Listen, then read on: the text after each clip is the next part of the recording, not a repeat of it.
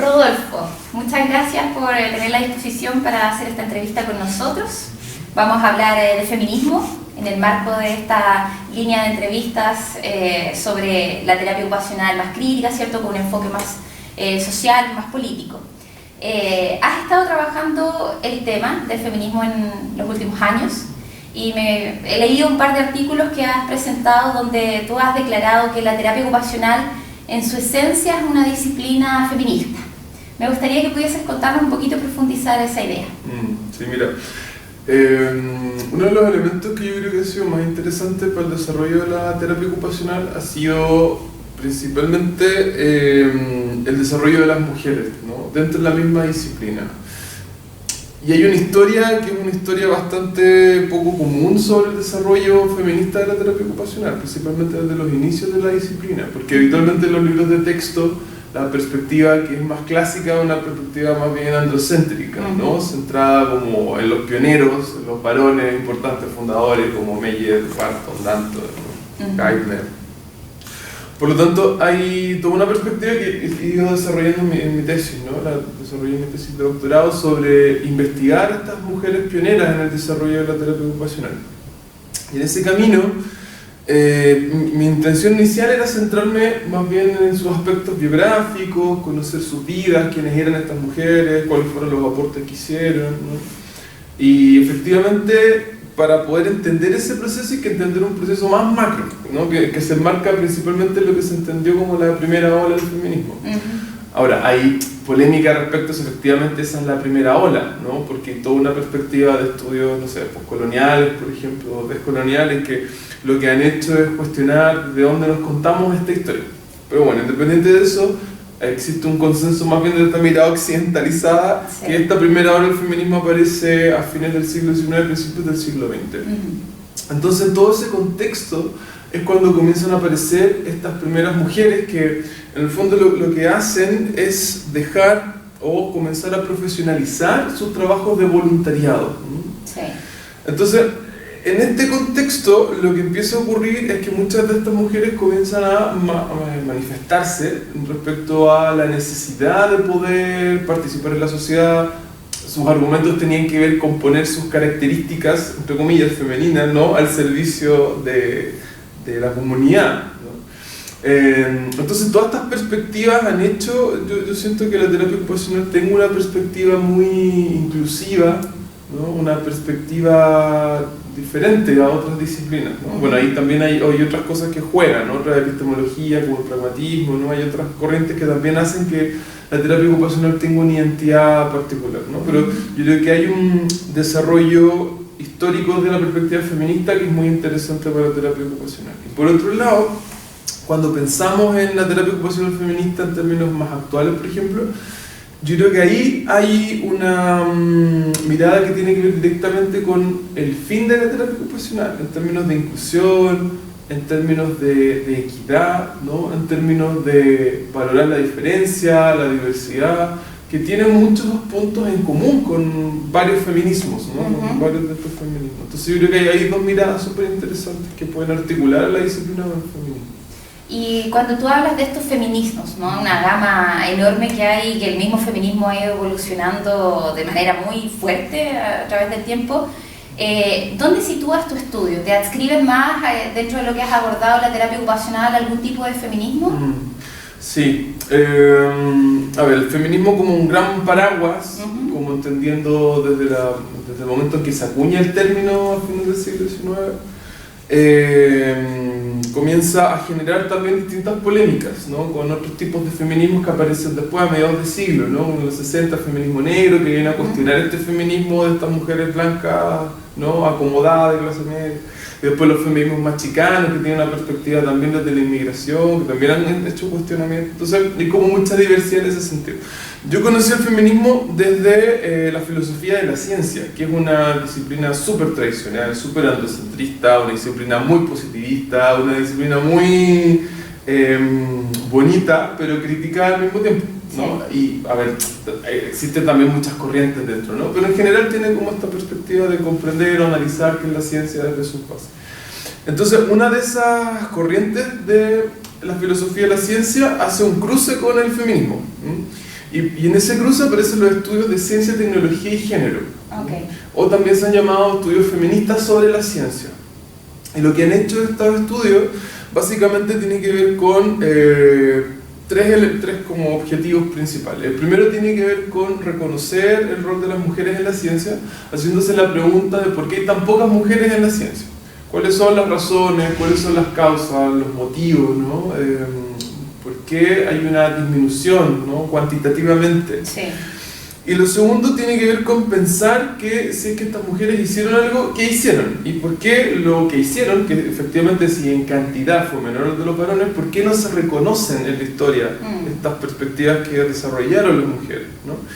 Y el tercer punto también tiene que ver con todo un cuestionamiento epistemológico al conocimiento, desde lo que se entiende, entre comillas, como objetivo, conocimiento absoluto, ¿no? Conocimiento válido. Entonces, los estudios de ciencia, tecnología y género también hacen un cuestionamiento a lo que entendemos por verdadero, al desarrollo científico que se ha hecho y que se reproduce en las academias, en los medios de divulgación. Entonces tiene como esos tres objetivos principales esta corriente feminista de la ciencia particularmente. Ok. Rodolfo, ¿y cuál es la diferencia, de acuerdo a lo que has comentado, en esta afirmación de que la terapia ocupacional es una disciplina en su esencia feminista, a decir que la terapia ocupacional es una disciplina de mujeres o que tiene un enfoque de mujer, entendiendo, ¿cierto?, esta diferencia entre mujer y feminismo? Sí, a ver, es súper interesante porque tiende en el sentido común existe una confusión en general respecto al feminismo, como que se pone como antagónica al machismo, ¿no? En términos de, o más que antagónica, como se equipara, ¿no? Se homologa. Igual, sí, claro. Entonces no tiene que ver con eso. Efectivamente, el feminismo lo que busca tiene que ver con la equidad, con la igualdad, con el reconocimiento de la diferencia, con la igualdad de derechos, con la generación de políticas, ¿no? Que intenten de cierta forma remediar injusticias históricas. Entonces hay una mirada que tiene que ver con luchar principalmente con la inclusión, la integración, ¿no? Respetando la diferencia, la diversidad también. Bueno, también hay feminismos de la igualdad, feminismos de la diferencia, y polémicas hay muy fuertes también entre feministas, ¿no? Pero básicamente tiene que ver con eso. Por lo tanto, cuando hablamos de que la terapia ocupacional ha sido, se ha entendido como una disciplina para mujeres, eso tiene que ver principalmente con una conceptualización de sexo y de género, que es una conceptualización que también ha criticado mucho el feminismo, en donde se tiende a esencializar ciertas características, ¿no? Tanto de hombres como de mujeres. Se intenta armar ciertas categorías, esta figura más bien del patriarcado, ¿no? Que intenta imponer una forma particular en términos de desempeño de roles, cuando se habla de roles sexuales, de roles de género, ¿sí? Cuando se establece lo masculino y lo femenino, con una serie de características, ¿no? En donde lo femenino se dedica más al cuidado, tiene que ver con lo emocional, tiene que ver con la intuición, ¿no? Tiene que ver con aspectos más místicos, misteriosos. En cambio, lo masculino tiene que ver con lo más racional, con lo fuerte, con los elementos más rudos, ¿no? Con el intelecto, el raciocinio, etc. Entonces, estas dicotomías se reproducen en estereotipos de género constantemente. Y eso ha hecho que, por ejemplo, ciertas disciplinas que se orientan más bien al servicio, al cuidado, a la defensa de los derechos, etc., tiendan a comprenderse como disciplinas de mujeres o femeninas, ¿no? Pero en realidad eso es erróneo en términos de feminismo, ¿no? En términos de que vamos a cuestionar estos roles de género y vamos a entender que no existen solo dos géneros binarios y por lo tanto no existen géneros que impliquen necesariamente desempeñar ciertas ocupaciones, entendiéndolo como en términos de terapia ocupacional. Entonces, a mí no me gusta para nada la conceptualización o señalar que la terapia ocupacional es una disciplina de mujeres, porque tiene que ver con toda esta carga machista, histórica, androcéntrica, patriarcal, feminista, etcétera, que clasifica, ¿no?, a los géneros y a los sexos en determinadas acciones concretas. Y reproduce aún más exactamente, la exclusión. Exactamente. Cuando no hay una reflexión crítica de estas formas de entender las disciplinas, en el fondo se tiende a reproducir en términos de la formación disciplinar, en términos del lenguaje que se utiliza, y muchas veces en aspectos de intervención, ¿no? No hay mucho estudio al respecto, pero es súper interesante plantearse cómo desde la terapia ocupacional muchas veces en la intervención se están reproduciendo una serie de elementos sexistas, claro, ¿no?, que en el fondo están alimentando todo un sistema opresor finalmente, como que ha sido contra las mujeres. Exacto. y que es un discurso que a veces vemos igual en los estudiantes como de primer año que van ingresando también y que obviamente vienen también con esta carga social, ¿cierto?, de reproducción, al señalar que la carrera puede ser una disciplina más de mujer, sacando, ¿cierto?, este enfoque como feminista epistemológico. Sí. Esto que los terapeutas empiecen a desarrollar en el ámbito del feminismo o de la epistemología feminista, ¿cómo le aporta al desarrollo de la terapia ocupacional? Mira, yo creo que hay muchísimas cosas que se pueden trabajar desde perspectivas ocupacionales, haciendo cruces con perspectivas feministas, ¿no? Yo creo que ahí el elemento esencial, que ha sido poco estudiado todavía, tiene que ver con la ocupación desde una mirada feminista. Cómo entendemos el ocuparse, la conceptualización de ocupación desde una mirada feminista y también desde una perspectiva feminista crítica, ¿no? Principalmente porque cuando hablamos de la construcción de género, bueno, también hay muchas polémicas respecto a qué se entiende por género, ¿no? Porque hay una concepción más sesentera, ¿no?, que tiene que ver con esta mirada cultural que se otorga a las personas según su sexo biológico. Entonces hace una distinción entre lo biológico y lo cultural. El problema de esa distinción es que cuando hablamos de solo lo cultural nos olvidamos del cuerpo. Y implícitamente en esta definición más tradicional existe una perspectiva heteronormativa también, ¿no?, que viene a separar o a señalar que existe un género masculino, un género femenino, ¿no?, y se establece a la base que esa es la estructura, ¿no?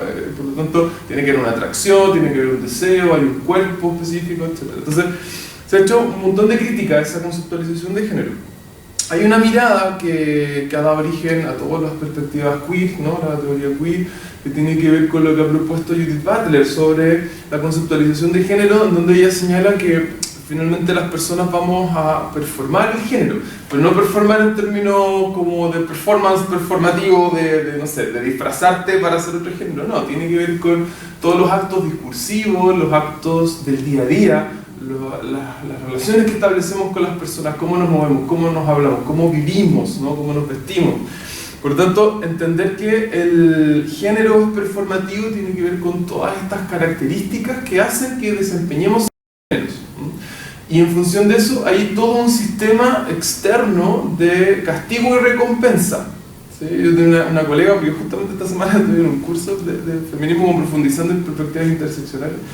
Y ella contaba que cosas tan sencillas como que cuando ella se arregla, su mamá se pone más contenta, ¿no? Claro. Porque ella está respondiendo a un marcador de feminidad, a un estereotipo, exactamente. Entonces tiene que ir con una recompensa, ¿no? Y un castigo, por ejemplo, la mamá no se pone tan contenta cuando ella va y qué sé yo, despeinada, etc. Y eso funciona a ese nivel o funciona en perspectivas muchísimo más críticas en términos de violencia. Por ejemplo, la violencia contra personas trans o que desarrollan géneros que no son normativos, ¿no? Muchas veces las personas han generado todo un movimiento de disidencia sexual que tiene que ver con oponerse a estos roles hegemónicos, ¿no?, vinculados a lo masculino y lo femenino como categorías cerradas, y proponen otro tipo de elementos, y son principalmente las personas que van a sufrir, no sé, matonaje escolar, ¿no? Van a ser víctimas de burlas, de golpizas, etcétera, ¿no?, de violencia. Entonces hay una serie de aspectos que son tremendamente complejos. O sea, yo creo que el feminismo vinculado con la ocupación nos permite reflexionar en torno a eso, porque la terapia ocupacional y la ciencia de la ocupación estudia e investiga sobre las ocupaciones, pero yo creo que ha faltado una perspectiva también más crítica, ¿no?, de entender las ocupaciones desde perspectivas más transaccionales. Bueno, últimamente también han ido apareciendo como estas investigaciones más transaccionalistas de la ocupación, que sitúan a la ocupación en un continuo, ¿no? No sitúan a la ocupación en un aquí y en una ahora solamente, en un momento específico, sino que entienden a la ocupación como una empresa, como una construcción, como estos aspectos sociales se van a vincular en lo que hacemos. Entonces, entender desde ahí la terapia ocupacional feminista, ¿no?, o entender ahí el análisis de las ocupaciones feministas, yo creo que permite ampliar muchísimo más las posibilidades de comprender a la ocupación y por lo tanto mejorar la práctica y la intervención de la terapia ocupacional. Y la ciencia de la ocupación también, ¿cierto? ¿Son para ti entonces los feminismos críticos, el área, digamos, la línea dentro de los feminismos en los que habría que avanzar en la terapia ocupacional y en la ciencia de la ocupación? Sí, yo creo que, yo lo veo como un camino, ¿no? Porque entender feminismo o posturas feministas más críticas o más postestructuralistas también yo creo que implica entender un poco más las perspectivas tradicionales. Entonces yo creo que es necesario hacer como un recorrido, no sé si en pregrado, en posgrado, ¿no? Donde podamos ir trabajando estos elementos, o que las y los estudiantes puedan comenzar a cuestionarse estos aspectos, que son cuestiones súper sencillas, de hacer ejercicios muy sencillos sobre construcción de género, sobre cómo vamos discutiendo o aspectos que entendemos como normalizadores, ¿no? Cómo vemos nuestra práctica. Y efectivamente los feminismos más postestructuralistas vienen a romper más aún con esta definición de género, ¿no? Donde no establecen categorías móviles. O sea, perdón, establecen categorías estáticas, sino que móviles, en términos de que no existen géneros específicos para cada sexo, sino que todo tiene que ver con una construcción, desde el sexo, desde el género, por lo tanto esa categoría se va moviendo, ¿no? Entonces, sin duda la terapia ocupacional tiene una oportunidad, rescatando estos aspectos feministas, analizando la propia disciplina, pero también viendo las proyecciones en términos de feminismo más crítico.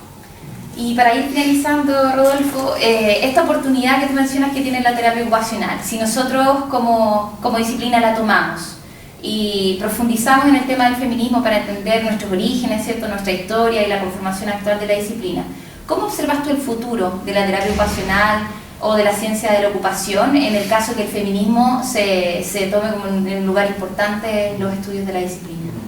Sí, yo creo que ahí, en primera instancia, sería súper interesante el aporte que puede hacer la terapia ocupacional en términos de esta perspectiva performativa de género, ¿no? Porque cuando entendemos que el género es performativo, cuando entendemos que estamos todo el tiempo actuando un género, ¿no? Que obviamente ahí también hay una discusión en términos conscientes, inconscientes, claro, por este sistema de castigo, recompensa, etc., ¿no? Cuando yo creo que la terapia ocupacional, la ciencia de la ocupación pueda brindar una reflexión potente en términos de ocupación, eso va a permitir de cierta forma mayor libertad en términos de expresión de género, respeto por términos de no hegemónicos de expresión de género. Entonces hay ahí un poder tremendamente relevante en la terapia ocupacional, ¿no? Históricamente la terapia ocupacional ha trabajado con las personas que han sido excluidas, ¿no? Con las que otras disciplinas no quisieron trabajar, ¿no? Y quedaron con la terapia ocupacional. Entonces hay una historia en la terapia ocupacional de tener una perspectiva que yo creo que se ha cruzado un poco entre lo crítico y lo caritativo. También ahí hay aspectos que nos hemos reflexionado tanto, ¿no? Porque hasta qué punto yo vengo como a salvar a este personaje que está excluido de la sociedad, claro, ¿no? O estoy haciendo una crítica constantemente y estoy diciendo que por qué esta persona se le está excluyendo. Entonces yo creo que el feminismo crítico aporta esa mirada. La terapia ocupacional, tomando el feminismo, va a permitir una sociedad muchísimo más abierta, una sociedad más pluralista, una sociedad más integrada, ¿no? Y que respete las diferencias finalmente, porque el discurso de la terapia ocupacional tiene que ver principalmente con la inclusión, con la integración, pero no ha hablado de la homogeneización, ¿sí? O sea, hay perspectivas críticas que hablan sobre la terapia ocupacional en términos de que intenta normalizar los cuerpos, ¿no? Claro. Normalizar el funcionamiento, pero yo creo que efectivamente eso puede ser una crítica interesante, pero el fin principal de la TO ha tenido que ver más bien con hacer un cambio en la sociedad, para abrir la sociedad, ¿sí? Para dejar de establecer estas exclusiones sociales, estas distinciones, estas divisiones, y hacer una sociedad muchísimo más inclusiva. Entonces yo creo que una terapia ocupacional feminista aporta totalmente a los propósitos iniciales de la terapia ocupacional desde una mirada más crítica, entrega más herramientas a las y los terapeutas ocupacionales para poder hacer una intervención más consciente, una intervención más reflexiva. Entonces yo veo muchísimas oportunidades y un muy buen futuro en términos de utilizar estos aspectos epistemológicos para la intervención. Claro, como tú mencionas, además contribuye, digamos, en paralelo a disminuir esta visión como más caritativa que también ha tenido en un inicio, que desde mi perspectiva es muy propia de las disciplinas de salud en general, porque también ahí hay en el caso de nosotros, una herencia como colonial, pero también en Europa desde un comienzo todas las profesiones de salud se instalaron muy también desde lo religioso, desde las distintas religiones, en nuestro caso el catolicismo, ¿cierto?, de manera más fuerte, pero también hay una mirada muy solidaria, muy desde la caridad, ¿cierto?, con el otro, que permanece de forma muy fuerte hasta el día de hoy, y que probablemente el feminismo en la terapia ocupacional, como tú mencionas, también permite un poco salir de esa esfera y llegar a una cosa de más esencia de lo que la terapia ocupacional realmente es y contribuye. Bueno, Rodolfo, te agradezco mucho que nos hayas conseguido la entrevista. Te doy espacio para alguna palabra final, si es que quieres mencionar algo? Sí, no, simplemente agradecerte el espacio, creo que esta es una oportunidad súper interesante y creo que tenemos que seguir haciendo o creando instancias de discusión, instancias de análisis sobre la disciplina, porque muchas veces la formación tendemos a entregar aspectos más bien técnicos, ¿no? O yo creo que nos centramos muchas veces en herramientas, en instrumentos específicos, Exacto. que son importantes, pero que es más importante, yo creo, entender la disciplina para poder entender cómo estas herramientas y estos instrumentos te sirven, porque si no te vuelves o te centras en hacer una consulta técnica sin reflexión, y el peligro de trabajar sin una reflexión constante, sin ver la práctica, es no generar ningún tipo de cambio, ¿no? Y muchas veces la injusticia, muchas veces las marginaciones sociales se producen porque no hacemos nada. Por lo tanto, la práctica reflexiva, la discusión teórica, ¿no? Es tremendamente relevante y creo que este tipo de instancias funciona para poder generar este tipo de conocimiento y reflexión. Muchas gracias, Rodolfo. Sí, muchas gracias.